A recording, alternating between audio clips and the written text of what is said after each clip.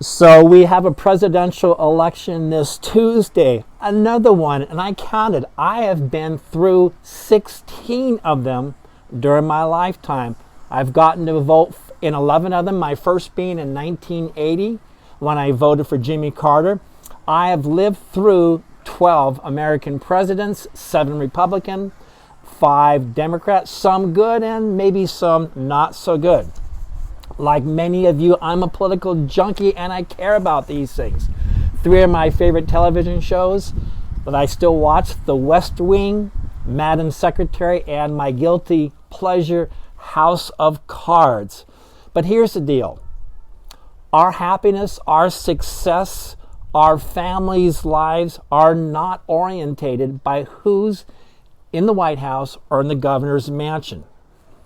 I care about elections, I really do, but I am not consumed by them. And on this Wednesday, it will be another day of working hard, paying our bills, practicing our faith, playing the piano, loving my family, and cherishing the friendships that I have, and hopefully contributing to a better community. And I'd like to say this. I don't have room for people who are so consumed by elections and put political priorities and petty politics before personal relationships and friendships. There are people like that. We see them online. We see them in our daily lives. I don't have time for that. I don't have room for that. And I suspect if you're watching this video today, you don't either. Hey, we've had a lot of rough, rocky, ruckus-filled elections just like this one. Aren't they all that way? But we still survive and thrive if we choose to.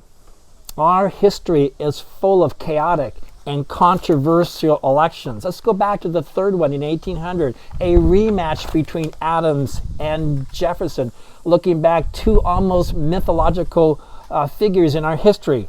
The Jeffersonians condemned Adams as monarchical, wanting to take away free speech, and not really being, shall we say, man enough to be the president. And I quote from the Jefferson camp when they said of Adams that he, quote, has a hideous hermaphroditical character.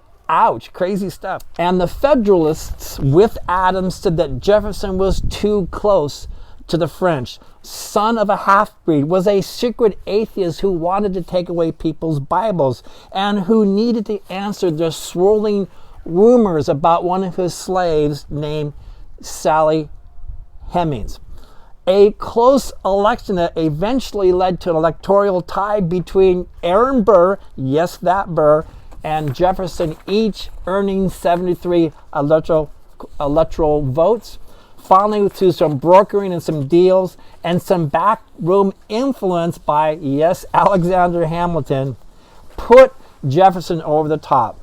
And at the end of the day, Aaron Burr ended up killing Hamilton in a duel. That's right, the good old days.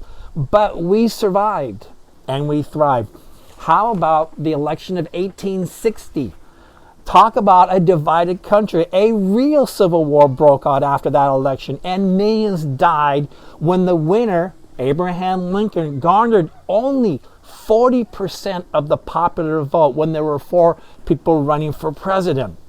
And before taking the oath of office, he was threatened with assassination, had to sneak into D.C., and before he took that oath, 7 states had already left the Union.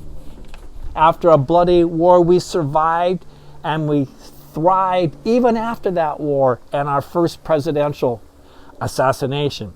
Jumping to the election of 1876, 100 years after our founding of 1776, interesting candidates of the Republican Party. One of them was the front-runner, James Blaine. James Blaine did not make it, but he ended up having a small city in Northwest Washington named after him. In this election, we had the largest percentage turnout of voters ever, 82%. I wonder if we're going to reach 82% this Tuesday. Much of it in the response of a huge depression and horrible economic downturn called the Panic of '73. It was a highly disputed election.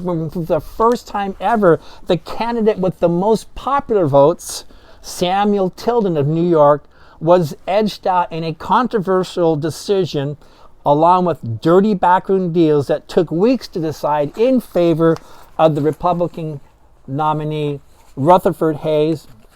The Electoral College tally at the time, 185 to 184, the closest ever, leading to the Republican candidate's nickname, Rutherford Hayes. And by the way, during that election, this is almost a little bit of deja vu, the Republican camp accused the Southern Democrats of voter suppression and intimidation of black Southern voters. Sound kind of familiar today? I guess there's nothing new under the sun. But we survived, painfully at times, still not yet shedding all the racist beginnings of our country. I might remind you that that deal of 76 and 76 led to the removal of federal troops, following the Civil War down in the South, which made it more possible for Jim Crow and the Ku Klux Klan. We survived, but eventually we thrived and we moved forward. Think about the elections that took place during the Great Depression and World War II, when people really did die from poverty. Terrible times when we fought a great world war, expended tremendous resources to do that, combating both Nazism, fascism, and eventually communism. We still held elections every time and survived and thrived to become the strongest nation on our planet by nearly any measurement. 1960 was an amazingly close election in the popular vote. This is how close it was. 49.7% to 49.6% between Kennedy and Nixon. That closeness is about the amount of people that live in Bellingham and Ferndale put together. It was a really close election, and amidst charges of corruption and fraud in two states, Texas and in Illinois. And it led to a very controversial election, whether or not our nation would elect a practicing Roman Catholic as president, and of course they did, in John F. Kennedy. Later he was assassinated, but we survived and we still thrive.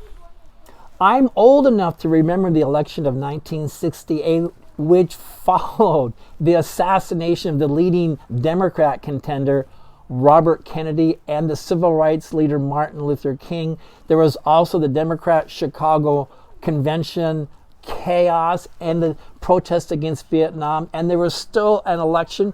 There were still riots, and I'd like to say this, that is wrong-headed, and I think they are wrong-headed in senseless. The riots that we have today, as opposed to peaceful protesting, are nothing compared with what happened in 1968. We held an election, we survived, and we thrived in spite of that year, in spite of Watergate, in spite of Vietnam.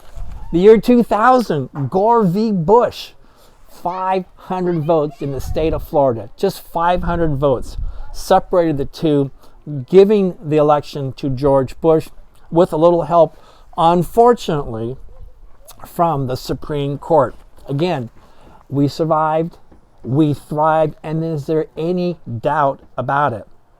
Then again in 2016, when Trump won the Electoral College tally, but lost the popular vote to Mrs. Clinton by some 300,000 voters, electing a very controversial president. Again, we survived and we have thrived as a nation.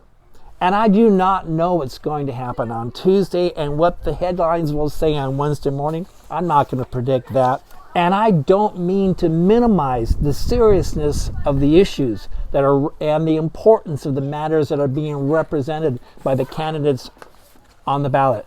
But I don't order and center my life around elections. And neither do most of my friends and family, whether left-handed or right-handed. So, in the words of Warren Buffett, who at age 90 years old, nicknamed the Oracle of Omaha, never bet against America. And in the immortal words of Bob Marley, Don't worry about a thing, because everything's going to be all right. On Tuesday, there will be winners and losers, happiness and heartache, progress and setbacks. But we'll survive and we'll thrive if we choose to do that. Thank you for listening, and please don't forget to vote.